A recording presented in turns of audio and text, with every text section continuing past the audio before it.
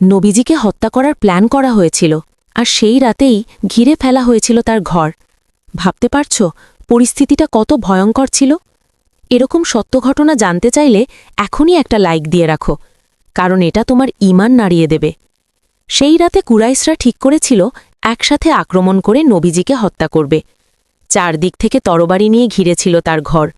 কিন্তু ঠিক তখনই নবীজি শান্তভাবে বের হয়ে এলেন, আর আল্লাহর উপর ভরসা করে হিজরতের পথে রওনা দিলেন। কেউ তাকে দেখতে পেল না। এখানেই সবচেয়ে অবাক করা ঘটনা। তিনি বের হওয়ার সময় শত্রুদের সামনে দিয়েই হেঁটে গেলেন, কিন্তু তারা যেন অন্ধ হয়েছিল। এটাই আল্লাহর কুদরত। এখন ভাবো, যখন আল্লাহ তোমার সাথে থাকে তখন কোনো শক্তিই তোমাকে থামাতে পারে না। এই ঘটনাটা আমাদের শেখায় তাওয়াক্কুল মানে শুধু কথা না, পুরো বিশ্বাস, পুরো ভরসা। এখন বলো, তুমি কি সত্যিই আল্লাহর উপর ভরসা করো? কমেন্টে লিখো, আল্লাহ আমার ভরসা। আর এমন ঈমান বাড়ানো ভিডিও পেতে লাইক, শেয়ার আর ফলো করতে ভুলবে না।